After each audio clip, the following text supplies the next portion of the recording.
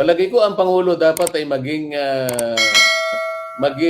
decisive na doon sa pagtawag ng mga aksyon sa mga taong may kinalaman sa lahat ng ito. Ang nakikita ko ay masyadong mabait ang ating Pangulo.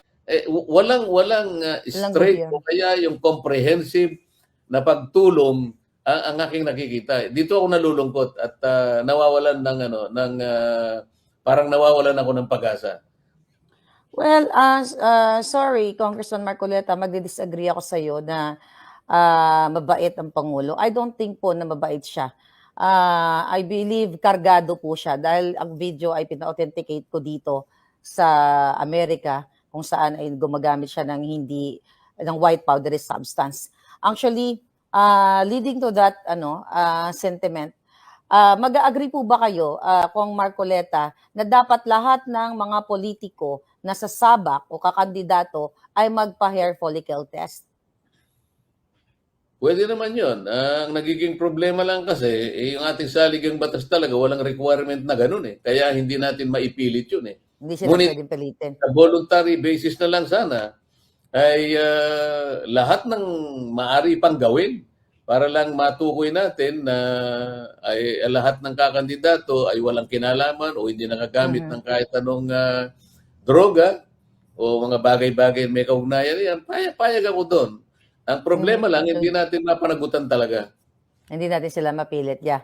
Para sa akin ay masusing suriin yan sapagkat mabigat yung akusasyon ng pulis kung totoong siya'y sinabihan para gumawa ng isang bagay na labag sa kanyang kalooban at tinuturuan ng gumawa ng testimonyo para lang pasamain ng kahit sino, ay napakabigat na kasalanan yan. At yan ay hindi pwedeng palampasin.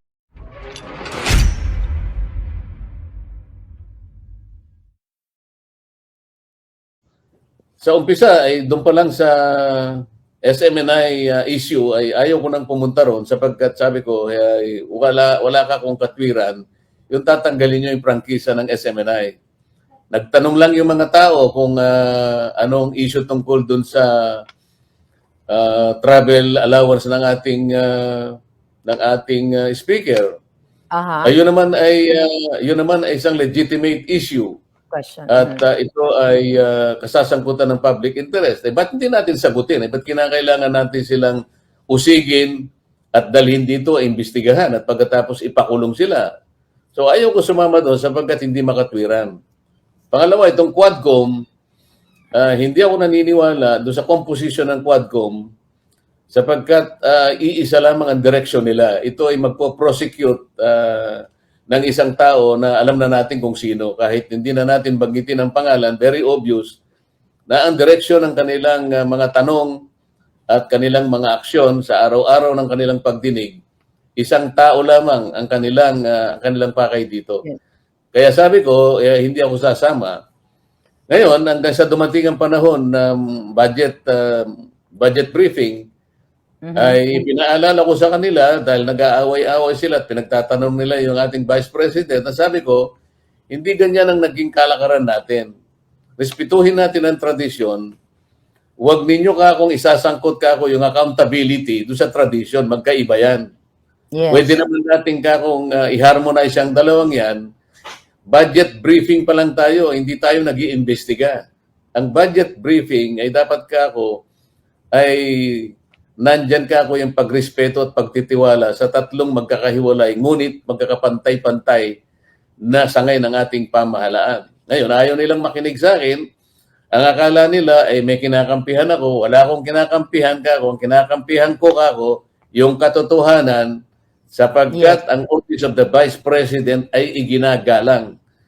Meron akong katwiran sabihin sa inyo ito ako nagtagal na rito kayo, mga bagito lang kayo. Nakita ko na kung paano natin dinispose ang budget ni Noli Di Castro, ni Jojo Binay, maski si Madam Leni Robredo, at ngayon nga yung ating Vice President Sara Duterte. Bakit ka tayo mag-iiba ngayon? Bakit tayo mag-aaway-aaway ngayon? Yung dalawa panahon na nilatag natin ang kanyang budget 2022 dahil hindi pa kayo magkakaaway noon, 2023. Ganun din naman Mhm. ang nangyari. Wala tayong pag-aaway. Bakit itong 2024 naging critical sa atin? Dahil nga baka ako nag-aaway-away na kayo. Hindi ka ako ganun. Dapat maging consistent tayo sa ating mga tuntunin, lalong-lalo na yung mga tuntunin na siya nating pinag-alagaan sa mahabang panahon. Ang institution natin ay tayo ang nagiging ay tayo ang kanyang muka. Sa kung kapag ka tayo ay ganito, hindi na tayo karapat-dapat na na na manatili pa sa isang institution na dapat sana ay tayo ang nagmamahal at gumagalang. Ayun, ang ginawa nila, tinanggal lahat ako sa mga committees at saka yung aking membership sa Commission on Appointments. Yun, actually nakita namin yun kung Marcoleta, no? Nakakalungkot kasi yung mga tinatawag na nating lingkod bayan ay sila pa yung mga bumabali at hindi sumusunod sa ating konstitusyon, sa ating batas. So, kayo po bilang congressman, nakita ninyo yung injustice, talagang unfair treatment sa Vice President at sa iyo. Paano nila ngayon yung mga mamamayan na tumitingala dito sa mga politiko na to na dapat sila po ang gagawa ng tama, ipapatupad ang mga batas, irerespeto para sa taong bayan. So, ang nararamdaman po kasi namin, like ako, nakikita ko, active ako everyday, minomonitor ko nangyayari sa Pilipinas, parang hopeless case na ang ating ang ating bayan. Magiging hopeless nga kapag hindi tayo nagkaroon ng pagbabago.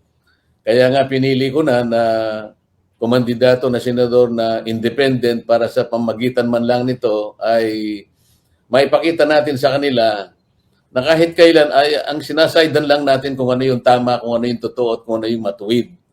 Ayaw natin mag-side ng kung kani-kanino sapagkat ang gagawin nating pagsaside kung kani-kanino ay magpapasama lang sa kalagayan natin.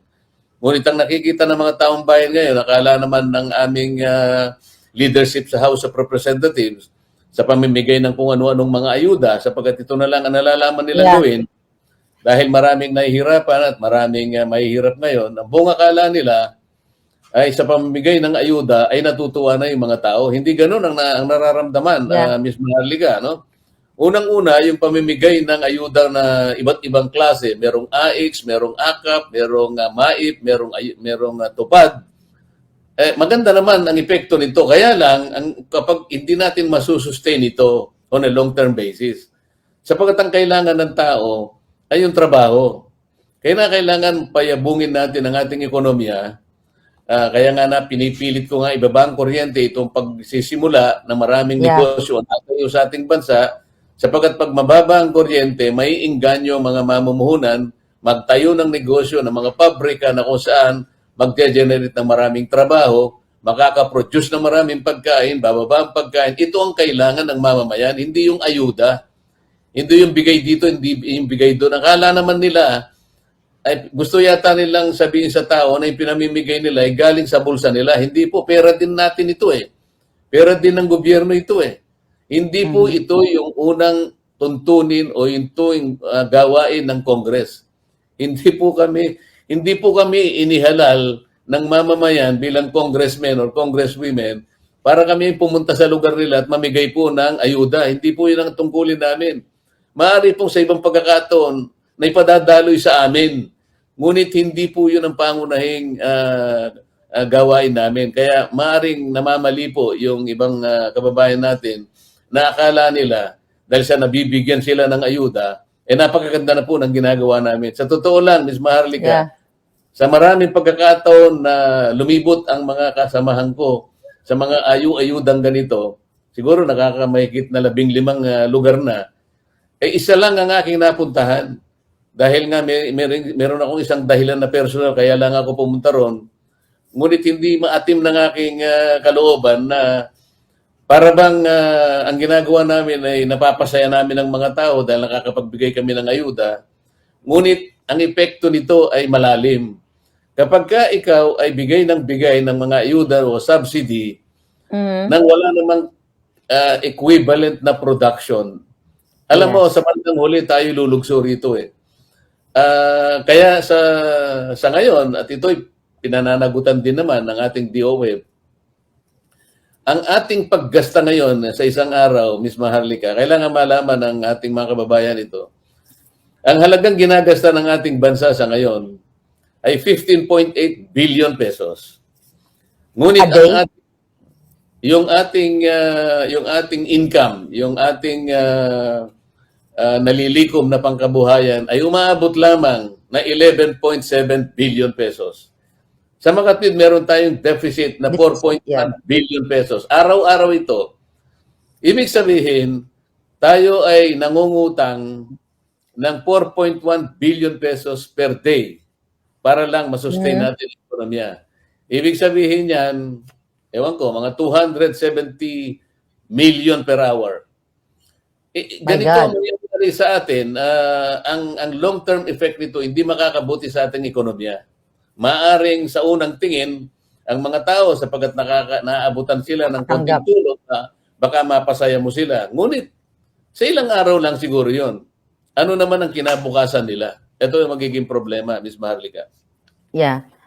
Siguro mag-agree ang mga nanonood sa atin, ang mga taong bayan, talagang ginagamit itong ayuda na ito para talagang i-politicize or in preparation sa darating na eleksyon.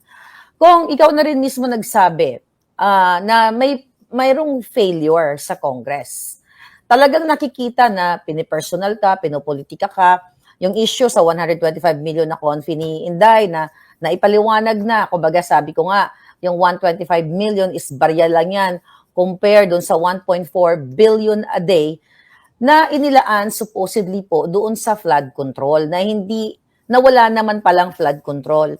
Kung bakit hindi hini-hear dyan, hindi pinag-uusapan dyan sa Congress, yung tungkol dito sa 1.4 billion na to, na flood control. Yun nga yung aking sinasabi rin sa kanila. Mula pa nung unang pagbaha, mga 3 buwan na nakararaan, ay nabanggit na yung mahigit na 5,000 flood control projects na yan. Ngunit biglang lumubog ang Metro Manila. Yes. Itong huli, 1 linggo lang ang nakararaan, lumubog ang buong 95% ng Bicol region was submerged sa tubig. Yeah. Ngayon, sa kwenta ko, yung 3 taon na ginugol nila sa flood control ay umabot ng 24 billion pesos. Bakit kung talagang ito'y nailatag, 24 billion pesos, bakit 95% ng buong Bicol region ay binaha? At ito ay parang ngayon lang nangyari. Base na rin sa mga taga roon na aking nakakausap. Ngayon lang daw nangyari ang ganito kalawak na pagbaha na pinsala, 95% ang Bicol region. Ngayon, ito isang bagay na hindi kinakailangan na ng ebidensya. Yeah. Kung talagang nailatag yung 24 billion worth of flood control projects, bakit 95% ng buong Bicol ay binaha? At ngayon lang nangyari ito. Kung kailan kayo naglatag ba ng ganong kalaking halaga, doon ka pa babahayin? Kaya sabi ko, ito yata ang mas mabuting atupagin ng Quadcom. Yes. Kasi ang Quadcom, kahit wala ng resolution siguro, wag na kayong maghintay ng petition o kaya ng complaint o ng sumbong o ng anumang pasabi sa inyo. Pwede nyo i-adapt ito sa inyong kapangyarihan na tumawag motu proprio. Ibig sabihin, kahit walang pasabi, kahit walang complaint, kahit walang resolution, sa sarili nyo na akuin na ninyo sapagkat malala na ang problema eh. Ayaw nila. Ewan ko kung merong magtatangka isa man sa kanila, baka yung karamihan sa kanila magkaroon ng problema kapag sinyasat ang bahagi na yan. Yeah, kitang-kita po yan ng taong bayan, ang problema talaga dyan sa ating bayan. Ano? Kung matanong ko lang, what is your view sa approach ng Marcos Jr. dito sa calamity preparedness? Kasi nakita ng taong bayan na hindi naghanda. Kaya mas dumami yung casualties and also yung mga na biktima talaga na yung mga bahay dahil walang preparedness like 3 days, 4 days before the bagyo at walang based ito sa social media, walang mga naka-standby na mga rubber boats para i-rescue yung ating mga kababayan. Then narinig natin ang presidente during the briefing during the day or after that the calamity pa lang nagbi-briefing, tapos hindi niya alam yung gagawin niya. For sure, nakita niyo po yun. Ano yung pakiramdam mo bilang isang lingkod bayan na meron tayong, well, it's not leadership, meron tayong gobyerno na ganun yung klaseng approach sa problema ng ating bayan? Unang-una, nalulungkot ako, Ms. Maharlika, sapagkat ang buong akala ko ay naka-standby lahat yung mga programa na kung tawagin Yeah. nila ay disaster prevention, Yeah. merong mitigation, merong adaptation, lahat ng ito eh. Ngunit, Mhm. ang lumilitaw ngayon ay ipinangangalandakan na lang ay kinakailangan maging resilient tayo. Alam mo yung terminong resilient, maganda din yun eh. Pero hindi sa lahat ng Ng pagkakataon, puro resiliency na lang ang pag-uusapan natin. Palagi ko ang Pangulo dapat ay maging decisive na doon sa pagtawag ng mga aksyon sa mga taong may kinalaman sa lahat ng ito. Ang nakikita ko ay masyadong mabait ang ating Pangulo, Ms. Maharlika. Yung kabaitan na yun ay hindi nakatutulong sa kanya sapagkat ang mga tao ay naghahangad, naghihintay ng kagyat na lunas sa mga problemang kanilang kinasasangkutan, katulad ng pagbaha. Kung nandun yung mga tinatawag na mitigation, kung hindi man prevention o kaya adaptation, bakit parang nabulaga na naman? Alam ko, meron pa nga noon na nabalitaan ko na nakabili tayo ng isang hindi ko alam ang pangalan nito parang instrument ng DICT na kung saan ay nakikita nila may mga drones na Like satellite. na ginamit dito, parang 1 billion, parang satellite ito na nakikita nila yung lawak ng pinsala na magaganap. Kaya po pwede silang pwede silang magpundar kaagad, mag-preposition ng mga bagay-bagay na kakailanganin o kaya maihanda yung mga communities na maaring tamaan ng mga pinsalang ito. Parang hindi ko nakita lahat itong mga ito Pati yung pagbibigay ng provision ngayon, kanya-kanya na kami. Katulad sa panig ko, sa aking malit na magagawa, napadala na rin kami ng kahit ano. So, walang straight o kaya yung comprehensive na pagtulong ang aking nakikita. Dito ako nalulungkot at nawawalan parang nawawalan ako ng pag-asa. Well, sorry, Congressman Marcoleta, magdi-disagree ako sa iyo na mabait ang Pangulo. I don't think po na mabait siya. I believe kargado po siya dahil ang video ay pina-authenticate ko dito sa Amerika kung saan ay gumagamit siya ng white powdery substance. Actually, leading to that sentiment, mag-agree po ba kayo, Kong Marcoleta, na dapat lahat ng mga politiko na sasabak o kakandidato ay magpa-hair follicle test?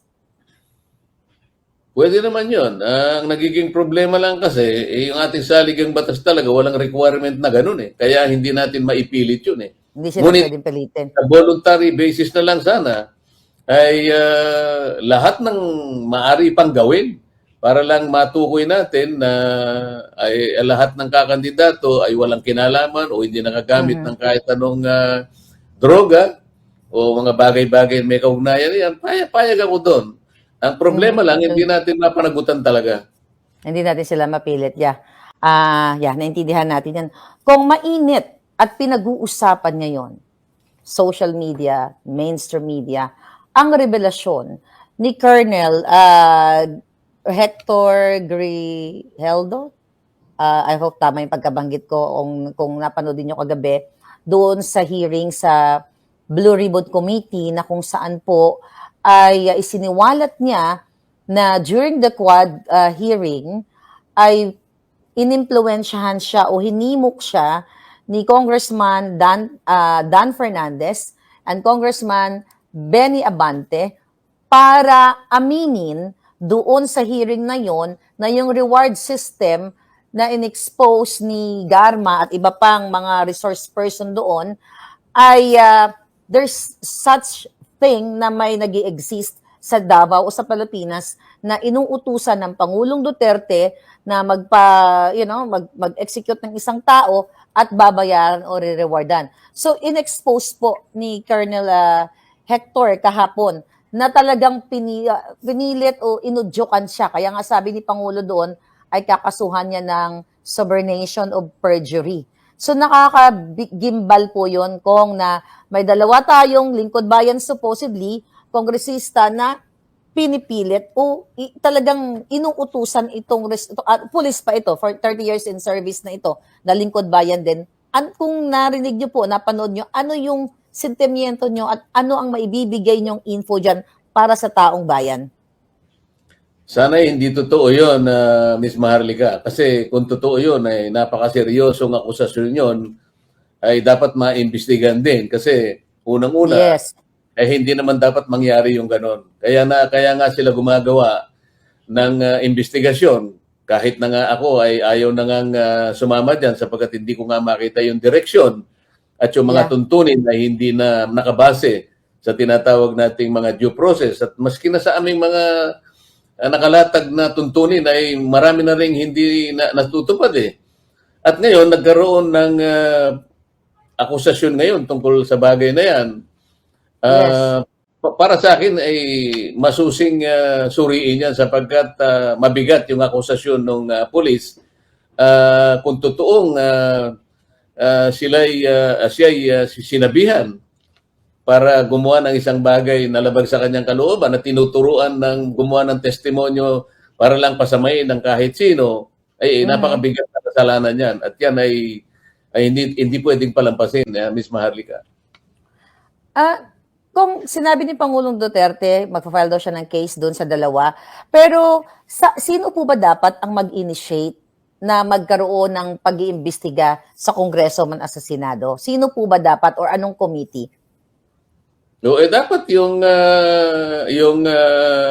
ethics committee, kaya lang yun, ethics lamang yun, ano? Itong akusasyon na to ay meron ng criminal responsibility ang pinag-uusapan dito eh. Sa mga PID, maski sa aming institution ay meron kaming ethics committee para na ipasimulan. Ngunit hanggang doon lamang kung ano ang ipapataw na parusa. Halimbawa, kung mapatunayang totoo ang nangyari, maaaring ma-expel lamang isa sa amin. Ngunit, merong criminal propensity itong nangyaring ito. Kaya meron pananagot ang kriminal kung yan ay mapatunayan.